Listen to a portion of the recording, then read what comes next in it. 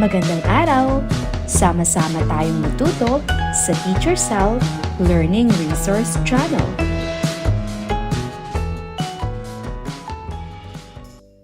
Revised K-12 Curriculum, GMRC 5, Quarter 4, Week 2, Wastong pakikisalamuha ng pamilya sa mga kapitbahay. Basahin ang sitwasyon at sagutin ang gabay na tanong. Pag-uwi mo ng bahay galing sa paaralan ay nagkakasayahan ang iyong mga kapitbahay dahil umuwi ang matalik mong kaibigang nakatira sa ibang bansa kasama ang kanyang mga magulang na parehong overseas Filipino workers. Pupunta at babatiin sila sa bahay nila. Ano ang magiliw mong sasabihin sa kanila? Sasabihin sa magulang na parehong overseas Filipino workers. Sasabihin sa matalik mong kaibigan. Pass the message relay. Ibubulong ang mensahe sa kamag-aral at ipapasa ito sa susunod hanggang sa huling mag-aaral ng pabulong. Pabilisang ihahayag ang mensaheng ng huling kamag-aral sa pamamagitan ng pagsulat nito sa bond paper at ididikit sa pisara. Unang mensahe. Ikalawang mensahe.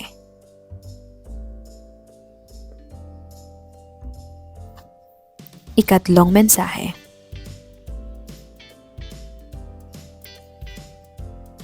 Magbigay ng isang halimbawa ng kilos na nagpapakita ng gawi at wastong pakikisalamuhan ng pamilya sa mga kapitbahay. Kaugnay na paksa bilang isa, pagkilala sa tao bilang panlipunang nilalang. Suriing mabuti ang larawan at isipin kung ano ang gagawin mo kung may mga kapitbahay kang ganito sa inyong komunidad. Sagutin ang gabay tanong sa baba. Ano ang iyong gagawin kung may kapitbahay kang ganito?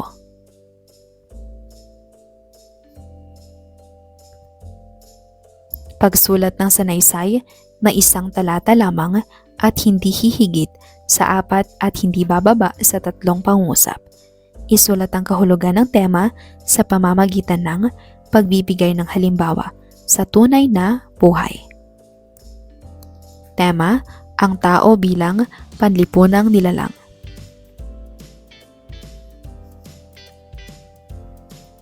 Nagpahayag ng proyektong food pantry at food drive ang iyong barangay at simbahan.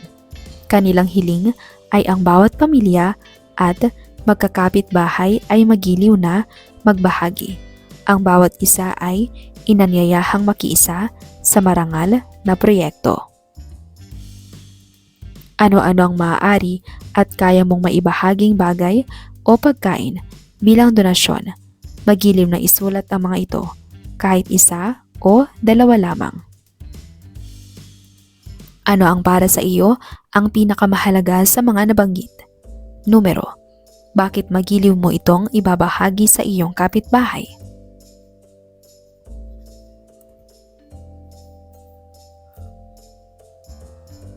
Kaugnay na paksa bilang 2, kahalagahan ng pakikisalamuhan ng pamilya sa mga kapitbahay.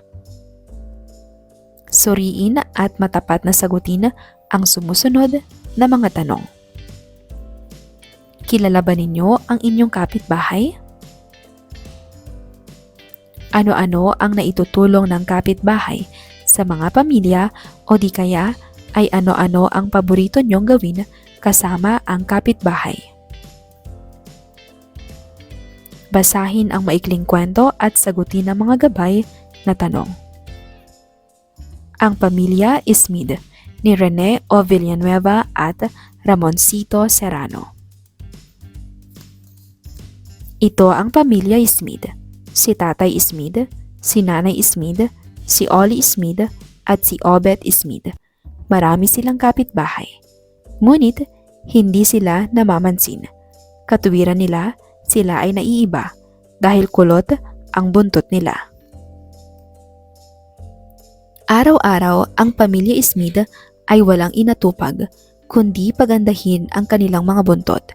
Kapag sila ay naiimbitahan sa mga pagtitipon, ang lagi nilang sagot ay, "Marami pa kaming gagawin."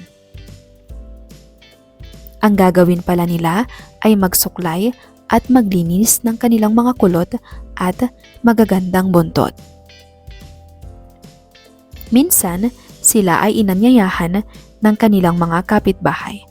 May pag-uusapan silang mahalaga tungkol sa nakawan sa kanilang bayan. Hindi dumalo ang pamilya Smith dahil sila ay abala sa pagpapaganda ng kanilang mga buntot. Isang gabi, bilog ang buwan at mahimbing ang tulog ng pamilya Smith nang pumasok ang magnanakaw sa kanilang bahay. Hinakot ng magnanakaw ang lahat ng kanilang gamit. Natabig nito ang florera at ito ay nabasag. Nagising ang pamilya Smith at sila ay natakot. Nagsigawan sila at humingi ng tulong sa kanilang mga kapitbahay. Mabilis na sumaklolo ang mga kapitbahay, ngunit nakatakas na ang magnanakaw. Nalungkot ang pamilya Smith. "Wala na tayong gamit at pagkain," iyak ng pamilya Smith. Kinabukasan, ang pamilya Smith ay dinalhan ng damit at pagkain ng kanilang mga kapitbahay. Simula noon, nagbago na ang pamilya Smith. Ilan ang kasapi ng pamilyang Smith? 4 ang kasapi ng pamilyang Smith. Ano ang paboritong gawin ng pamilyang Smith? Mahilig silang magsuklay at maglinis ng kanilang mga kulot na buntot. Ano ang problema sa lugar na tinitirahan ng pamilyang Smith? May nagaganap na nakawan sa kanilang lugar. Bakit hindi sila nakikipagtulungan sa iba pang pamilya sa kanilang lugar? Dahil abala sila sa pagpapaganda ng kanilang mga buntot at iniisip nilang sila ay naiiba. Ano ang nangyari sa pamilyang Smith isang gabi habang sila ay natutulog? Pinasok ng magnanakaw ang kanilang bahay at ninakaw ang kanilang mga gamit. Sino ang tumulong sa pamilyang Smith? Ang kanilang mga kapitbahay ang tumulong sa kanila. Kung isa ka sa mga kasapi ng pamilyang Smith, ano ang mararamdaman mo sa ginawa sa inyong pamilya na mga kapitbahay nyo? Bakit? Ako ay magpapasalamat at magiging masaya dahil tinulungan nila kami kahit hindi kami naging mabuting kapitbahay noon. Sa inyong palagay, bakit mahalaga ang mabuting pagsasamahan ng mga pamilyang nakatira sa isang lugar tulad ng isang baryo, barangay o subdivision? Mahalaga ito upang magtulungan ang lahat lalo na sa oras ng pangangailangan at problema. Pagmumuni-muni, paano mo ilalarawan ang iyong sariling mga kapitbahay sa komunidad? Magbigay ng 5 salitang angkop na paglalarawan. Kaugnay na paksa bilang 3, mga paraan ng wastong pakikisalamuha ng pamilya sa mga kapitbahay. Sagutin ang sumusunod na mga tanong. Paano nakikisalamuha ang pamilya mo sa mga kapitbahay mo at isulat ang sagot sa papel. Ilang kapitbahay mayroon ikaw? Higit sa 5 o sobra sa 5? Paano nakikisalamuha ang pamilya mo sa kanila? Ang iyong mga kapitbahay ba ay palakaibigan o hindi palakaibigan? Paano nakikisalamuha ang pamilya mo sa kanila? Ang iyong mga kapitbahay ba ay responsable o irresponsable? Paano nakikisalamuha ang pamilya mo sa kanila? Tahimik ba o maingay ang iyong mga kapitbahay? Paano nakikisalamuha ang pamilya mo sa kanila? Anong uri kang kapitbahay? Basahin ng maikling kwento at sagutin ng mga gabay na tanong. Kwento ni Loida. Mahal ko ang aking mga kapitbahay. Nakatira ako sa isang bahay sa Barangay Ginhawa. Ang aking mga kapitbahay ay palakaibigan at napakabait. Iba't ibang bagay ang dinadala nila sa akin. Nagtitimpla sila ng kape at binibigyan nila ako. Nagluluto sila ng pagkain at ibinibigay din nila ito sa akin. Tinutulungan nila ako anumang oras na kailangan ko. Bilang kapalit, winawalis ko ang kanilang bangketa at tinutulungan ko rin sila sa anumang kailangan nila. Nagbibigay rin ako ng libreng serbisyo kapag inaalagaan ko ang kanilang apo. May isa pa akong kapitbahay na itinuturing kong aking matalik na kaibigan. Dinadalhan niya ako ng anumang kailangan ko at tinutulungan pa niya akong lutasin ang aking mga problema sa pamamagitan ng kanyang mga payo. Ano ang maganda sa kwento ni Loida? Maganda sa kwento ni Loida ang pagtutulungan at pagmamahalan ng mga kapitbahay. Ipinapakita nito na sila ay palakaibigan, mababait at laging handang tumulong sa isa't isa. Anong aral ang pwede mong mapulot sa kwento ni Loida? Ang aral sa kwento ay mahalagang magmahal at tumulong sa kapwa. Kapag mabuti ang pakikitungo natin sa mga kapitbahay, nagkakaroon ng masaya at maayos na pamayanan. Sa isang bond paper, mag-drawing o gumawa ng larawan na nagpapakita ng kilos na magiliw at wastong pakikisalamuha ng pamilya sa mga kapitbahay. Lagyan ng akmang pamagat o titulo ang iyong drawing o larawan.